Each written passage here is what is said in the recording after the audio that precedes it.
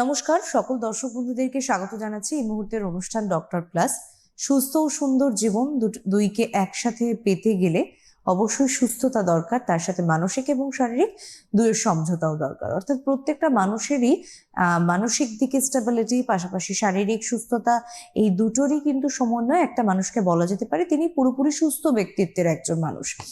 এবার আজকের যে বিষয়টা, সেটা মানসিক এবং শারীরিক, আপনারা হয়তো ভাববেন যে কোন দিকটা বলার চেষ্টা করলাম, সেটা তাতে পরে আসছি। তবে তার আগে স্বাগত জানাবো, রয়েছেন রিনাউন্ড ডক্টর, প্রফেসর রয়েছেন, professor of medicine SSKM doctor Niladri Sarkar. অনেক অনেক স্বাগত স্যার আপনাকে। এবং আমরা এই প্ল্যাটফর্মে যখন আপনাকে পাই তখন মনে হয় যে মানুষের সুস্থ হয়ে ওঠাটা অনেক সহজ, কিন্তু আমরা সহজে ধরতে পারি না, বা সহজে আমরা সেখান থেকে তাকে কি করে বের করে নিয়ে আসবো, বা একজন ভালো ডাক্তারের কাছে কি করে নিয়ে যাব, এটা আমাদের কাছে অনেকটা অজানা। সেই কারণেই হয়তো অনেকটা লেট হয়ে যায়, অনেক প্রাণের ঝুঁকির কারণ হয়ে দাঁড়াতে পারে। আজকের বিষয়টা ব্রেন স্ট্রোক নিয়ে করব আজকে আলোচনা, যেটা শুরুতেই হয়তো আপনাদের মনে হবে যে প্রাথমিক কি লক্ষণ দেখলে আমরা ব্রেন স্ট্রোক বুঝতে পারি বা জানতে পারি, কিন্তু সবার আগে জানবো স্যার, ব্রেন স্ট্রোকটা কি? এটাকে আমরা বলি সেরিব্রোভাস্কুলার অ্যাক্সিডেন্ট। যেরকম হার্ট অ্যাটাক করে হার্টের মাসেল ড্যামেজ হয়ে যায়, সেরকম ব্রেনে আমাদের যে ব্লাড সাপ্লাই আছে সেই ব্লাড সাপ্লাই থেকে অনেক সময় রক্তক্ষরণ হতে পারে, এটাকে সেরিব্রাল হেমারেজ বলে। অনেক সময় হয় সেরিব্রাল থ্রম্বোসিস বা এম্বোলিজম বা সাবঅ্যারাকনয়েড হেমারেজ। এই চারটে ওষুধকে একসঙ্গে বলা হয় সেরিব্রোভাস্কুলার অ্যাক্সিডেন্ট। কি করে বুঝবেন?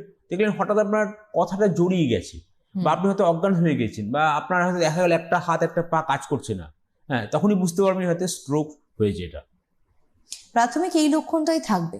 আচ্ছা, একটা মানুষ ঘুমের ঘোরেও স্ট্রোক হতে পারে? হতে পারে। সেক্ষেত্রে তো বোঝার সম্ভাবনাই থাকবে না।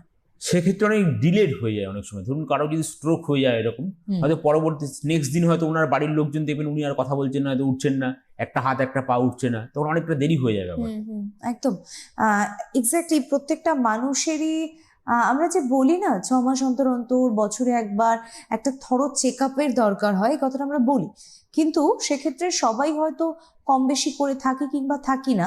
যাদের হয়তো সুগার, প্রেশার বা আপনার কোলেস্ট্রল, এই এই ডিজিজগুলোর সাথে চলতে হয় বা মেডিসিনটা সঙ্গী হতে হয়, তারা হয়তো তাও 6-7 মাস অন্তর অন্তর একবার টেস্ট করলেও আমরা কিন্তু ব্রেইনের কোনো টেস্ট এভাবে করিয়ে থাকি না, বা আদপে আছে কিনা জানিও না। তো আগে থেকে এরকম কি কিছু রয়েছে স্যার, যেখানে মানুষ আগে থেকে যেমন এই যে থরো চেক আপের একটা আমরা কথা বলছি, সেখানে তারাও সেই চেক আপটা করাতে পারেন? হ্যাঁ, আমরা যদি রেগুলার বেসিসে কতগুলো জিনিস সিম্পল, একটা ব্লাড প্রেশার চেক যদি করতি, একটা যদি ডায়াবেটিস আছে কিনা দেখি, আমাদের ওয়েট কতটা আছে, কোলেস্টেরল কতটা আছে, হ্যাঁ, এইগুলো যদি আমরা একটা ইসিজি করে নিলাম, তাহলে কিন্তু অনেকটাই আমরা আগে থেকে বুঝতে পারি যে কার হয়তো ব্লাড প্রেশার বেশি বেড়ে গেছে, উনি চিকিৎসা করাচ্ছেন না, হয়তো ডায়াবেটিস আছে উনি জানেন না। এই যে ডায়াবেটিস, এই যে high blood pressure, high cholesterol level, এগুলো থেকেই কিন্তু পরবর্তীকালে স্ট্রোক, হার্ট অ্যাটাক, এই সমস্যাগুলো হয়। হতে পারে। কি থেকে স্যার মূলত ব্রেন স্ট্রোক হয় একটা মানুষের? এই যে একটু আগে যেটা বলছিলাম যে ডায়াবেটিস, হাইপারটেনশন, ব্যাপারটা বেসিক্যালি একটা ছোট্ট উদাহরণ দিলে আপনাদের বুঝতে সুবিধা হবে। আমরা যখন কলের পাইপটা যখন দেখি, কলের পাইপের মধ্যে যখন দেখি মরচে পড়ে গেছে, তখন ঠিকমতো জল ঠিকমতো যায় না, আসতে পারছে না। হ্যাঁ, সেরকম ভাবে একইভাবে আমাদের যে ব্রেনে যে শিরা উপশিরাগুলো আছে, সেগুলো দিয়ে যখন ঠিকমতো ব্লাড চলাচল করে না, বা একটা একদম ব্লক হয়ে গেল, তখন কি হয়, হঠাৎ দেখা গেল একটা দিক প্যারালাইসিস হয়ে গেল। আমরা এই বিষয়টা নিয়ে আসবো। আরেকটু ডিপলি ইনভলভ হতে গেলে আপনাদের বুঝতে হবে প্রথম কথা যে স্ট্রোক নিয়ে আলোচনা করছি, ব্রেন স্ট্রোক। অনেকেই আছেন বয়সের সীমারেখার উপর হয়তো জোর দেবেন, কিন্তু ইদানিং শুনে যাচ্ছে অল্প বয়সে ব্রেন স্ট্রোক হলে তাদেরকে সার্ভাইভ করাটা একটু ডিফিকাল্ট হয়ে যাচ্ছে, কিন্তু বয়স্কদের ক্ষেত্রে তুলনামূলকভাবে কম রিস্ক। মানে এক্ষেত্রে আমরা উল্টো জানছি কেন, আর জানলেও এটাকে ঠিক জানছি, এটাও কিন্তু আমাদের একটা জিজ্ঞাসার জায়গা থেকে যাচ্ছে স্যারের কাছে। যখনই একটা স্ট্রোক হয় কারোর এরকম, তখন কি করতে হয়, তখন দেরি না করে খুব তাড়াতাড়ি হসপিটালাইজ করতে হয়। 3 ঘন্টার একটা উইন্ডো পিরিয়ড আছে, এই 3 ঘন্টার মধ্যে যদি পেশেন্টকে নিয়ে আসা যায়, একটা থ্রম্বোলিটিক থেরাপি করা যায়, যদি কোনো কন্ট্রাইন্ডিকেশন না থাকে। থ্রম্বোলিটিক থেরাপি মানে একটা ইঞ্জেকশন দিয়ে যে ক্লটটা করেছিল সেই ক্লটটাকে ডিজলভ করে দেওয়া হয়, বা মেকানিক্যাল থ্রম্বেক্টমি, থ্রম্বাসটাকে বার করে দেওয়া হয়। এটা করলে কি হয়, খুব র্যাপিডলি রিকভার করা যায়, মিরাকেলের মতো রিকভারি হয়ে যায়, যদি ঠিক মতো টাইম মতো পেশেন্টকে নিয়ে আসা যায় হসপিটালে। স্যার এটা কি মেডিসিনের দ্বারাই করা লাগে, না ইমার্জেন্সি ক্ষেত্রে আপনারা অন্য কোনো ট্রিটমেন্টের চিন্তা হ্যাঁ, ভাবনা মেডিসিনের করেন? দ্বারাই হসপিটালে ভর্তি করার পরে বেশ, করতে হয় বেশ, মানে ওটা মেডিসিন দিয়ে, হ্যাঁ, ওরাল হ্যাঁ, মেডিসিন হ্যাঁ, দিয়েই হ্যাঁ। হবে। ফাইন, ইনজেকশন দিয়ে। ইনজেকশন দিয়ে। আচ্ছা, অনেক ক্ষেত্রে শুনেছি ব্রেনের অনেক বড় বড় অপারেশনও হয়ে থাকে, তো সেটা কি মানে সেরকম ক্রিটিক্যাল কন্ডিশন হলে একটা বয়সেরও তো লিমিট থাকে, যেটা আমরা বেশি উল্লেখ করছি বয়সের দিকে, তো সেক্ষেত্রে কি সেই সময় রিস্কি জোনের বিষয়টা আপনি কি বলবেন, মানে কতটা হ্যাঁ, কি দেখুন, যখন সমস্যা? একটা সেরিব্রাল হেমারেজ হয়, ধরুন 3 সেন্টিমিটারের বেশি যদি হেমারেজ হয় এবং হেমারেজটা যদি সুপারফিশিয়ালি হয়ে গিয়ে থাকে, তাহলে অনেক সময় নিউরোসার্জেনরা ওটাকে বার করে আনেন। আচ্ছা, বা সাবঅ্যারেক্টর হেমারেজ হলেও তারও সেটা ব্যবস্থা করা যায়, ক্লিপিং কয়েলিং করা যায়। এইভাবে নিউরোসার্জেন, নিউরোমেডিসিন, এটা একটা টিম অ্যাপ্রোচ। এই টিম অ্যাপ্রোচ ঠিক করবে যে পেশেন্টকে কিভাবে সুস্থ করা যায় তাড়াতাড়ি। এবং প্রত্যেকটা পেশেন্টের ক্ষেত্রে কি হিস্ট্রি রয়েছে, মেডিকেল হিস্ট্রি, সেটাও জেনে নেওয়া, পাশাপাশি রেগুলার ওয়াইজ কোনো মেডিসিন তারা খাচ্ছেন কিনা সেক্ষেত্রে সেটাও দেখে নেওয়া, এই যে বিভিন্ন জিনিসগুলো। আর আমি একটা বিশেষ জিনিস আমার মনে হলো এই ক্ষেত্রে একটু স্যারের কাছে জেনে নিই, এই যে কোলেস্ট্রল থাকলে অনেকেই ব্লাড থিনার কোনো মেডিসিন হতে পার্টিকুলার নিয়ে থাকছেন, তো এটা কি পরবর্তী ক্ষেত্রে কোনো অসুবিধা হতে পারে, নাকি দীর্ঘদিন এটাকে কন্টিনিউ রাখা যায়, এটা বরং ভালো, মানে না, কোনটা ঠিক হ্যাঁ, কোনটা হ্যাঁ, বেঠিক? আমরা যেটা বলি সেটা হচ্ছে যে যদি কোলেস্টেরল লেভেল হাই থাকে তাহলে কোলেস্টেরল ওষুধ খেতে হবে, এবং তার সঙ্গে সঙ্গে ব্লাড থিনার যেমন অ্যাসপিরিন বা ক্লোপিডোগ্রেল আমরা কন্টিনিউ করতে বলি। এটা কন্টিনিউ করতে হবে এই কারণেই, তা না হলে কি হয় অনেক সময় এই যে থ্রম্বাস হয়ে যাচ্ছে, মানে ক্লট করে যাচ্ছে, সেই ক্লট যাতে না করে যায় সেই জন্য ওটা কন্টিনিউ করে যেতে হবে থ্রু আউট। মানে এটা আরো বেটার বলছেন, মানে কোলেস্ট্রল যাদের থাকে তার বা সঙ্গে তার সঙ্গে অবশ্যই কিন্তু এক্ষেত্রে কি হবে, তাদের এই ব্রেন স্ট্রোক হওয়ার সম্ভাবনাটা কম থাকবে, ক্ষীণ থাকবে। কিন্তু আমরা কেউই আসলে বলতে পারি না যে আপনার আমার ভিতরে কারোর হবে না, বা আমার হচ্ছে তো আপনার হবে না, আপনার হচ্ছে তো আমার হবে না, এই কথাগুলো আমরা গ্যারান্টি দিয়ে অ্যাকচুয়ালি বলতে পারি না, কারণ প্রত্যেকটা মানুষেরই বডি সিস্টেম, তার হিউম্যান বডিতে এক একটা মানুষের এক এক রকম অনুভূতি, এক এক রকম কিন্তু তার বহিঃপ্রকাশ। এখন সব ক্ষেত্রে সব সময় সঠিক সময় কিন্তু ধরা পড়ে না, এটাও ঠিক। হয়তো ফার্স্ট স্ট্রোকের সাথে আপনি বুঝতেই পারলেন না, হালকা একটু উইকনেস লাগলো, বাস এটুকুই তো, আপনি বোঝেনই যে এটা হয়তো আপনার কর্মব্যস্ততার ক্লান্তি থেকে আসলো না, এটা হয়তো TIA থেকেও হতে পারে। এখন আপনি ভাবছেন TIA সেটা কি জিনিস, ব্রেন স্ট্রোকের সাথে কি সম্পর্ক তার? স্যারের কাছে আসবো। ট্রানজিয়েন্ট ইসকেমিক অ্যাটাক, এটা হচ্ছে ধরুন একটা ট্রানজিয়েন্ট অবস্থা। ধরুন একটা দেখা গেল তার একটা উইকনেস হলো, হাতটা বা পাটা উইকনেস হলো, বা একটা স্পিচটা একটুখানি জড়িয়ে গেল, কথাটা জড়িয়ে গেল, সেটা আবার 24 ঘন্টার মধ্যে ঠিক হয়ে গেল, এটাকে বলা হয় TIA। কিন্তু যাদের TIA হচ্ছে তাদের কিন্তু পরবর্তীকালে আবার স্ট্রোক হওয়ার চান্স বেড়ে যাচ্ছে। সেই জন্য যাদের TIA হচ্ছে তাদেরকে কিন্তু প্রথম থেকেই সজাগ হতে হবে এবং রেগুলার বেসিসে ওষুধপত্র খাওয়া, ডাক্তারবাবু চেক আপ করাটা করে যেতে হবে। আচ্ছা, এক্ষেত্রে যদি আমি একটু ক্লিয়ার করি, একটা হচ্ছে আমাদের এখন এত কড়া স্কেডিউল, এত টাফ আমাদের লাইফস্টাইল, তো সেখানে সব মিলিয়ে মিশিয়ে আমাদের ক্লান্তি থেকেও তো কখনো সখনো হয় না কথা বলতে ইচ্ছে করছে না, কথার ভিতরে হয়তো ঘুমের ঘরে একটু জড়তা এলো, এগুলো তো আসে, আমরা প্রত্যেকেই ফেস করি। কিন্তু আমরা কোন ক্ষেত্রে বুঝবো যে আমি TIA এফেক্টেড? হ্যাঁ, এটা ডাক্তারবাবু দেখবেন, ডাক্তারবাবু ডিসাইড করবেন যে আপনার যদি দেখা যায় যে আপনার একটা হাত বা একটা পা উইকনেস হয়ে গেছে, আচ্ছা, এবং কিছুক্ষণের জন্য তো এটা কি উইকনেস, লং টার্ম বেসিসে কিছু না, সাধারণত এটা 2 ঘন্টার মধ্যেই ঠিক হয়ে যায়, ওকে ওকে, ম্যাক্সিমাম এটা 24 ঘন্টার মধ্যে ঠিক হয়ে যায়। এবং এটাতে দেখা গেছে স্ক্যান করে কিছু পাওয়া যায় না, আচ্ছা, মানে কোনো ড্যামেজ হয় না। ওকে। কিন্তু এইটা যদি কারো এরকম TIA হতে থাকে, পরবর্তীকালে তার আবার স্ট্রোক হওয়ার চান্স অনেক বেড়ে যাচ্ছে। এবং সেক্ষেত্রে তখন তার লাইফ রিস্ক কতটা থাকছে? ডিপেন্ড করছে যে কতটা ড্যামেজ হয়েছে। যদি অনেকটা ড্যামেজ হয় তার লাইফ রিস্ক থেকে যাচ্ছে, বা হেমারেজ হলে লাইফ রিস্ক থেকে যাচ্ছে। ফাইন, এই বিষয়গুলো তো আমাদের জানা নেই, বা হয়তো এই অনুষ্ঠানের মারফত আপনারা অনেক অজানা কথাগুলোকে সঠিক জানতে পারছেন, বা আপনাদের যে প্রশ্নগুলো থেকে থাকছে সেগুলো হয়তো আমরা চেষ্টা করছি আমাদের এই কথার মাধ্যম দিয়ে হয়তো আপনার কাছে সেই উত্তরটা পৌঁছে গেল, আমরা জানলামও না। তো আপনারা অবশ্যই ফেসবুক পেজ বা ইউটিউবে সেখানে কমেন্টসে লিখতে পারেন, ডক্টর প্লাসের অনুষ্ঠান নিশ্চয়ই দেখতে পান, বা doctor plus BRT mini bus স্ট্যান্ডের ঠিক অপোজিটে ডক্টর প্লাস। যে বিষয়টা উনি বললেন সেটা হচ্ছে স্ক্যানের কথা, অর্থাৎ ব্রেন স্ট্রোকের ক্ষেত্রে তাহলে মূলত টেস্ট বলতে স্যার আমরা কি করাবো? প্রথমেই আমরা একটা সিটি স্ক্যান করাবো। বেশ, সিটি স্ক্যান করে দেখবো এটা হেমারেজ আছে না এটা কোনো থ্রম্বাস আছে। যদি দেখা যায় যে এটা হেমারেজ নেই, থ্রম্বাস আছে, ইনফাক্ট আছে, তাহলে ইনফাক্ট থাকলে 3 ঘন্টার মধ্যে আসলে ইমিডিয়েট হসপিটালাইজ করে ইন্ট্রাভেনাস ইনজেকশনটা শুরু করে দিতে হবে, তাহলে খুব র্যাপিডলি রিকভারি হয়ে যাবে। Fine fine. তো শুরুতেই যেটা বললেন সেটা হচ্ছে সিটি স্ক্যান করার কথা। তো আমরা যে ডক্টর প্লাস নিয়ে আলোচনা করছি, তো সেখানে সুবিধা ব্যবস্থা কি রয়েছে যদি আপনি বলেন। ডক্টর প্লাসে সিটি স্ক্যান কিছুদিনের মধ্যেই চালু হবে এবং তখন আমরা তাড়াতাড়ি আর্লি ডায়াগনোসিস করতে পারবো কোনো প্রবলেম যদি হয়। এছাড়া তো অন্যান্য ইনভেস্টিগেশন হচ্ছেই, সেই জন্য আপনাদের দরকার সেটা হচ্ছে যে মাঝে মধ্যেই চেক আপ করা দরকার, যে ব্লাড প্রেশারটা বেশি বেড়ে আছে কিনা, ডায়াবেটিসটা কিরকম কন্ট্রোলে আছে কিনা, কোলেস্টেরল লেভেলটা কেমন আছে। অনেক সময় হয়তো অনেকে তারা গুরুত্বটা বুঝতে পারেন না, ওষুধ হয়তো বন্ধ করে দিয়েছেন, প্রেশার ওষুধ, দেখা গেল প্রেশার ওষুধ বন্ধ করে দেওয়ার জন্য তার একটা হেমারেজ হয়ে গেল বা একটা হার্ট অ্যাটাক করে গেল।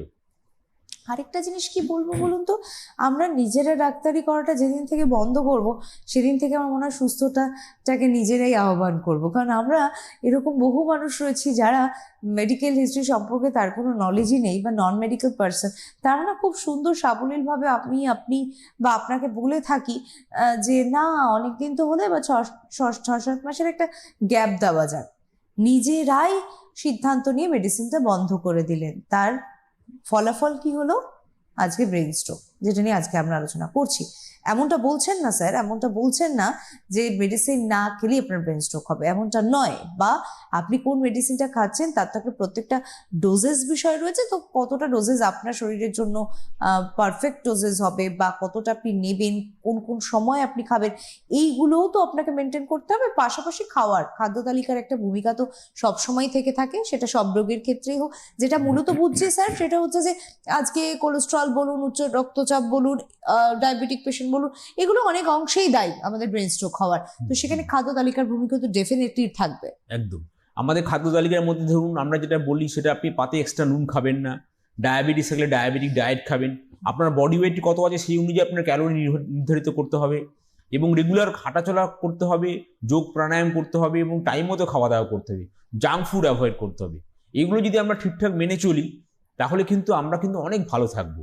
আমাদের সমস্যা যেটা হয় সেটা হচ্ছে আমরা সবসময় ঠিকমতো মেনে চলি না, তার ফলে কি হয়, রোগটা তো একদিনে হয় না, হঠাৎ একটা বাস্ট করে গেল, বাস্ট করে গিয়ে যেমনি আগ্নেয়গিরি যেরকম বাস্ট করে যায় সেরকম হঠাৎ একটা ভিতরে একটা ছিল প্রবলেম ছিল, হয়তো স্ট্রোক হওয়ার আগে থেকে যেটা হয় আর কি, মাঝে মধ্যে টিআইএ হচ্ছিল, আপনি হয়তো বুঝতে পারেননি ব্যাপারটা, কিন্তু একদিন ওষুধপত্র না খাওয়ার জন্য বা হাই ব্লাড প্রেশার অনেক বেশি বেড়ে যাওয়ার জন্য হঠাৎ একটা সেরিব্রাল হেমারেজ হয়ে গেল। আমাদের শরীরে একটা অদ্ভুত বিষয় কি জানেন, কখনো কখনো ঠিক জানান দেয়, এখন আমরা ধরতে পারি না, আমরা বুঝতে পারি না, সেটা হয়তো আমাদের নেগলিজেন্সি। কিন্তু প্রত্যেকটা মানুষকে আমি একটি কথা বলবো, সচেতন হন। সচেতনতাই মানুষকে সুস্থতার একটা নতুন দিক দেখাবে। অবশ্যই সেই দিকে আমরা ডক্টর প্লাসের বিভিন্ন অনুষ্ঠান করে থাকি, বিভিন্ন ডক্টররা এখানে অ্যাভেলেবেল হন, বসেন, ওনাদের মূল্যবান সময় থেকে যেটুকু সময় আমাদের দিয়ে থাকেন সেই সময় চেষ্টা করি যে সাবজেক্টটা রাখা হয়েছে সেই সাবজেক্ট নিয়ে আপনাদের সাথে একটা সুন্দর ব্যাখ্যা বা অ্যানালিসিসে যাব। তো এই ক্ষেত্রে একটা বিষয় হয়তো আপনাদের প্রশ্ন হচ্ছে, সেটা হচ্ছে রোগ নির্ণয় পদ্ধতির ক্ষেত্রে খুব ফার্স্ট ডায়াগনোসিস করাটা ভীষণ গুরুত্বপূর্ণ, যেটা স্যার বারবার বলছেন। এবং কি করে বুঝবেন সেটা একদম শুরুর দিকে রোগের লক্ষণ নিয়ে আপনারা জেনেছেন, কি ধরনের উপসর্গ হতে পারে একটা মানুষের শরীরে। এবং আমি একটা মেজর প্রশ্ন করতে চাইছি, সেটা হচ্ছে বয়সকালে স্ট্রোক হওয়া আর অল্প বয়সীদের ভিতরে স্ট্রোক হওয়া, তফাৎ কি রয়েছে স্যার? এখন সিনারিওটা এমন পাল্টে গেছে, এখন ধরুন অল্প বয়সে এখন অনেকে ডায়াবেটিস হয়ে যাচ্ছে, ওবেসিটি হয়ে যাচ্ছে, ওজন বেড়ে যাচ্ছে। এখন আমরা বেশিরভাগ বিজি শুধু ডিজিটাল এক্সারসাইজ, মোবাইল, ল্যাপটপ, আমরা হাঁটাহাঁটিটা প্রায় করি না। তার ফলে কি হচ্ছে, আমরা ইরেগুলার খাওয়া দাওয়া করি, জাঙ্ক ফুড খাই, তার ফলে কি হচ্ছে, আমাদের ওয়েট অনেক বেড়ে যাচ্ছে, অল্প বয়সে ব্লাড প্রেশার বেড়ে যাচ্ছে, আমাদের ডায়াবেটিস হয়ে যাচ্ছে। এই ডায়াবেটিস হাইপারটেনশন হওয়ার ফলে কি হচ্ছে, আমাদের খুব অনেক সময় আর্লি স্ট্রোক হয়ে যাচ্ছে। এছাড়াও স্ট্রোকই নিয়ে একটা ইম্পর্টেন্ট চ্যাপ্টার, সেখানে ধরুন কী কী কারণে অনেক সময় অল্প বয়সে স্ট্রোক হয় সেটা দেখতে হয়। অনেক সময় পেটেন্ট ফোরামে নোভেল থাকতে পারে বা অন্য কোনো আল্টারনেটিভ থাকতে পারে, তার থেকে হতে পারে। এগুলো চেক করে দেখতে হবে যে কী কারণে হচ্ছে। মানে সম্পূর্ণ একটা পরীক্ষা নিরীক্ষার বিষয় রয়েছে। অল্প বয়সে হয়ে গেলে এখন যেটা দেখা যাচ্ছে সেটা হচ্ছে অল্প বয়সে হলে হয়তো প্রাণের ঝুঁকিটা অনেকটা বেড়ে যাচ্ছে, এবং বয়সকালে হলে একবার দুবার চান্সেস পাওয়া যায়। আবার অনেক ক্ষেত্রে দেখা যাচ্ছে অল্প বয়সেও, সেদিনই স্যার আমি একটা শপিং মলে গেছিলাম, তো যে ছেলেটিকে আমি দেখেছি কাউন্টারে দাঁড়িয়ে বিলিং করেন, তো আগেও আমি তাকে দেখেছি, হঠাৎ করে দেখে মনে হলো তিনি অনেকটা বাল্কি হয়ে গেছেন। তো এবং ঠোঁটের কোণায় একটা সাদা অংশ, এবং কথাটা তিনি যে বলছেন বা তার যে অ্যাক্টিভিটি, তার যে হাতের জোর, সবটাই খুব মানে স্থিত বলবো, কারণ খুব হাতটা মাঝে মধ্যে কাঁপছেও, আবার খুব ইমব্যালেন্স ওয়েতে তিনি কন্ট্যাক্ট করছেন কাস্টমারদের সাথে। তো আমি না পেরে তাকে জিজ্ঞাসা করেছি যে are you okay, are you fine? তো তখন বলছেন যে না অ্যাকচুয়ালি আপনারা তো আসেন মাঝে মধ্যে, আমার ইদানিং স্ট্রোক হয়ে গেছে অলরেডি। কবার? বলছে 2বার। অলরেডি 28-29 ইয়ার্স ওল্ড, তার 2বার স্ট্রোক হয়ে গেছে স্যার। আপনি কি বলবেন? প্রচুর অভিজ্ঞতা স্যার এই বিষয়ে। এই যে ইয়ং স্ট্রোক কিন্তু বেড়ে যাচ্ছে আস্তে আস্তে, তার কারণ হচ্ছে যে uncontrol diabetes, uncontrolled hypertension, obesity, irregular lifestyle, এইগুলো সমস্যার জন্যই কিন্তু এটা অনেক বেড়ে যাচ্ছে আস্তে আস্তে। মানে এক্ষেত্রে কি একটাই হতে পারে, সেটা হচ্ছে যে একদম প্রপার লাইফস্টাইল, ওয়েল ঠিক। মেনটেন্ড, এবং হ্যাঁ। পাশাপাশি প্রাণায়াম, যোগা, যেটা শরীরকে অবশ্যই সুস্থ রাখে। এটার একটা আলাদা এফেক্টই রয়েছে। যারা প্রাণায়াম করেন বা যারা যোগা করেন তারা এই কথাটা মানবেন, হয়তো স্বীকারও করবেন। আর সব থেকে বড় কথা বিষয় কি জানেন তো, বিশ্বাস অবিশ্বাস, স্বীকার করা না করা কিছু যায় আসে না আপনার সুস্থতার কাছে। আমার মনে হয় আমি আপনি প্রত্যেকেই একটা জিনিস চাইবো, যে ঈশ্বর যা দিয়েছেন, যেটুকু দিয়েছেন, তাতে কিন্তু আমাদের সুস্থ থাকতে হবে। তাহলে বোধহয় একটা মানুষের মানে সব থেকে বড় সম্পদ আর কিছু হতে পারে না। সুস্থতাই একদম। যেখানে শেষ কথা বলে, সেখানে অবশ্যই ডক্টর প্লাস নতুন করে আপনাদেরকে দিক দেখাচ্ছে, নতুন করে সিটি স্ক্যানের একটা বিষয় মাথায় রেখেছেন। তারা খুব শীঘ্রই হয়তো চালু হবে, এবং চালু হলে তখন আপনাদের সামনে হয়তো টিভির পর্দায় এভাবেই আমরা অ্যানাউন্স করে থাকবো কোনো একটা বিশেষ দিন, বিশেষ সময়। তো আপনারা যারা যারা ডক্টর প্লাসে আসতে চাইছেন, যারা যারা ট্রিটমেন্ট পেতে, কি ধরনের ট্রিটমেন্ট হয়ে থাকে সাধারণত এতদিনে আপনারা বুঝে গেছেন। স্কিন অ্যাস্থেটিক একটা পার্ট যেমন রয়েছে, তেমন কিন্তু অবশ্যই রয়েছে মেডিসিনের ডক্টর, উনি রয়েছেন, প্রফেসর রয়েছেন স্যার। তাছাড়াও রয়েছে বিভিন্ন ধরনের আলাদা আলাদা করে, যদি আমি সেগমেন্ট ওয়াইজ বলে থাকি, বিভিন্ন ডক্টররা ওখানে থাকেন। সেক্ষেত্রে ট্রিটমেন্টও হচ্ছেন একদম বিবিধ রোগের উপশমগুলোকে নিয়ে। তো স্যার একটা বিষয় জানবো, যে আপনাকে যারা যারা ডক্টর প্লাসে দেখাতে চাইছেন, কোন কোন দিন আপনি ওখানে থাকেন বা অ্যাপয়েন্টমেন্ট? শনি বসি বিকেলের দিকে, বিকেল 5টার সময়। শনি, আচ্ছা আচ্ছা, বিকেল 5টা থেকে স্যার?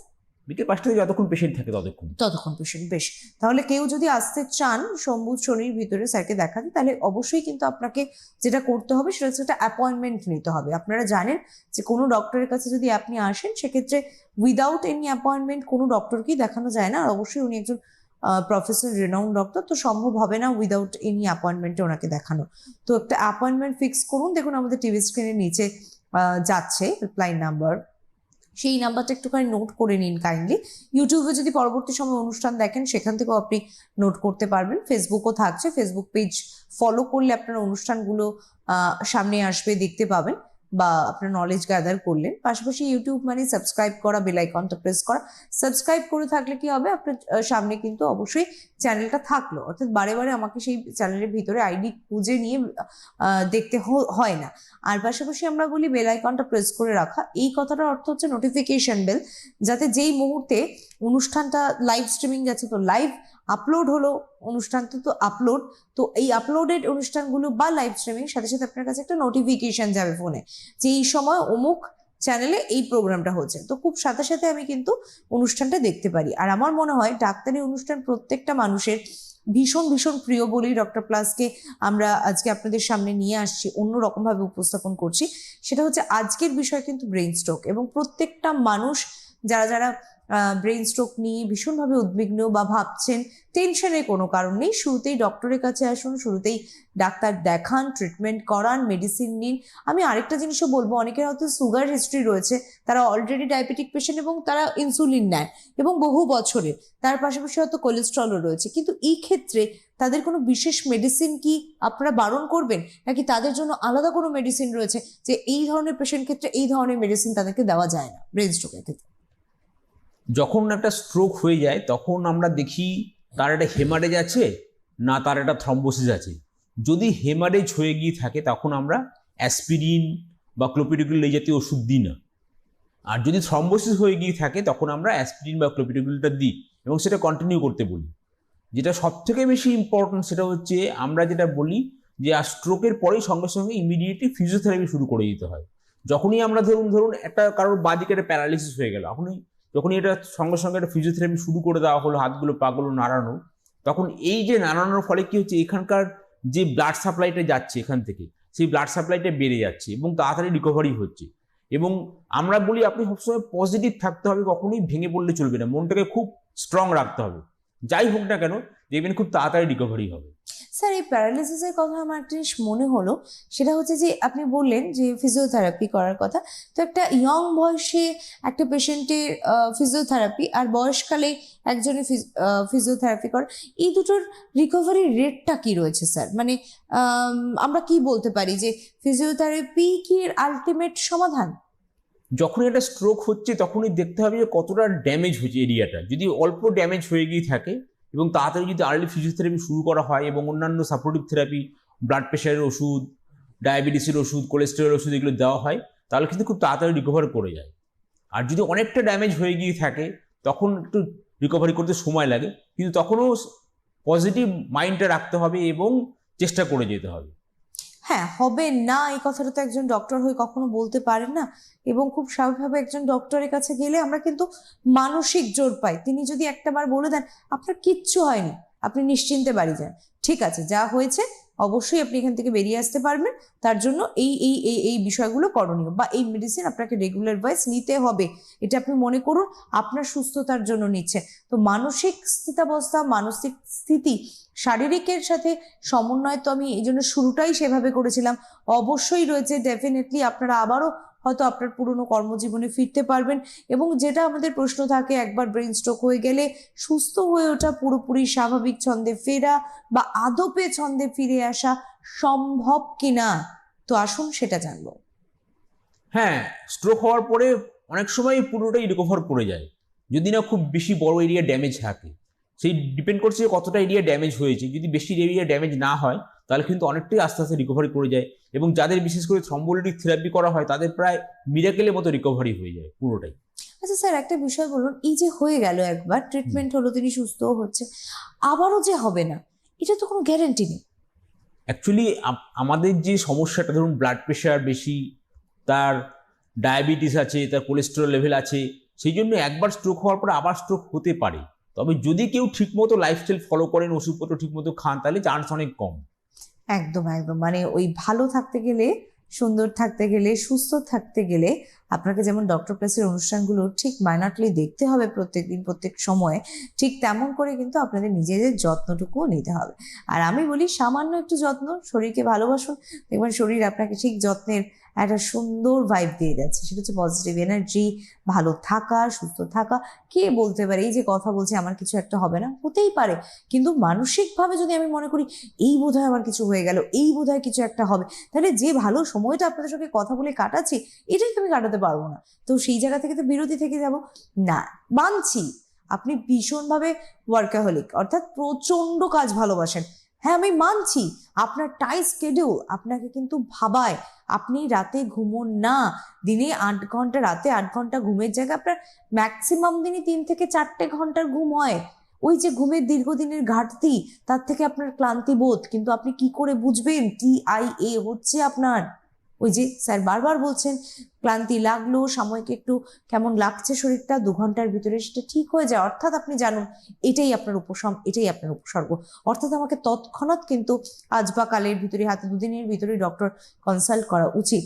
তাই ডক্টর কনসাল্ট করতে গেলে ডক্টর প্লাসের অবশ্যই স্যার তো অ্যাভেলেবল থাকেনি সোম বুধ শনি, তাই তো স্যার, সপ্তাহে 3 দিন বিকেল 5টা থেকে। তো তার আগে থেকে আপনাকে অ্যাপয়েন্টমেন্ট অবশ্যই ফোন করতে হবে, ফোন করে নিতে হবে, এবং আপনি যেখানেই থাকুন না কেন সেখান থেকে বাই ওয়াকিং একটু চলে আসুন।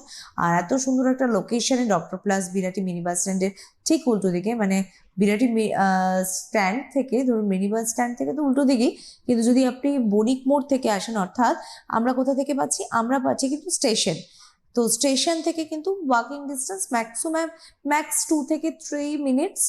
আর যদি আমি আপনার বিরাটি মোড় থেকে বলি, অর্থাৎ বারাসাত সাইড থেকে বা এয়ারপোর্টের দিক থেকে যদি কেউ আপনারা আসেন বাই রোড, সেক্ষেত্রে ম্যাক্সিমাম 7 থেকে 8 মিনিট, বা আমি হাতে ধরে রাখলাম 10টা মিনিটই ইনকনভিনিয়েন্স, অর্থাৎ আপনি ট্রাভেল করছেন যে গাড়িতে বা রিক্সা বা আপনি বাসে, সেভাবে কিন্তু আপনি চলে আসতে পারছেন। তো লোকেশনটা যারা মনে রাখতে পারছেন না বা খুঁজে পাচ্ছেন না, এক তো হেল্পলাইন নাম্বার থাকছে, তাছাড়া আমি বলবো একটু গুগলে যান, সেখানে গিয়ে সার্চ করুন, আমার মনে হয় আপনি অবশ্যই পেয়ে যাবেন। একটা বিষয় নিয়ে স্যার আমরা অনেকগুলো দিক আলোচনা করছিলাম। প্যারালাইসিসের ক্ষেত্রে সাকসেস রেট নিয়ে আলোচনা করছিলাম, রিকভারি রেট নিয়ে আলোচনা করছিলাম। মানে সর্বোপরি আমরা এটা কি বলতে পারি যে স্ট্রোক হলে একটা মানুষের ভেঙে পড়ার পর তো একবারই নয়, একেবারেই নয়, তো আবারও যদি একদম শুরুটা যেটা দিয়ে শুরু করেছি সেটা দিয়ে শেষ করি, তাহলে সেক্ষেত্রে লক্ষণটা অত্যন্ত চেনা জরুরি। যদি দেখেন যে আপনার হঠাৎ একটুখানি দেখবেন হাতটা হয়তো ঝিনঝিন করছে বা হাতে উইকনেসটা আছে, হয়তো হাতও হলো বা হাতের সঙ্গে পাও হলো বা একসঙ্গে হয়তো হাত পা একসঙ্গে হয়ে গেল, কথাটা জড়িয়ে আসছে বা একটুখানি যেন ঝিমুনি ভাব পাচ্ছে, তখনই সন্দেহ করতে হবে হয়তো এটা স্ট্রোক হচ্ছে। হয়তো হতে পারে শুধুমাত্র একটা হাত হয়েছে বা একটা পা হয়েছে, সেটাও হতে পারে। যখনই এরকম একটা কিছু দেখবেন তখনই দেরি না করে ডাক্তারের সঙ্গে যোগাযোগ করবেন। সেই মুহূর্তে আপনাকে ট্রিটমেন্ট বা কনসাল্ট করতে হবে যে কি করা যায়। মানে ওরাল মেডিসিন তো থাকলোই, পাশাপাশি ফিজিওথেরাপিটার উপরও অবশ্যই উনি জোর দিচ্ছেন। খাদ্যাভ্যাসের একটা বিষয় তো রয়েছে, মারাত্মকভাবে ফাস্টফুড অ্যাডিক্টেড। এখন না বাচ্চা বাচ্চা বয়সে দেখা যায় যে তারা মানে নামগুলো উল্লেখ করতে চাইছি না, হয়তো সেই নাম যে উল্লেখ করবো তার মালিকরা হয়তো রাগ করবেন, বা আমাদের এগেনস্টে হয়তো তারা বলবেন যে কেন আমরা অনুষ্ঠানে বলছি, কিন্তু বিশ্বাস করুন দুঃখিত বলার জন্যই যে একদিন খাওয়া একরকম, প্রত্যেক দিন বাইরের খাবার না খেলে চলে না।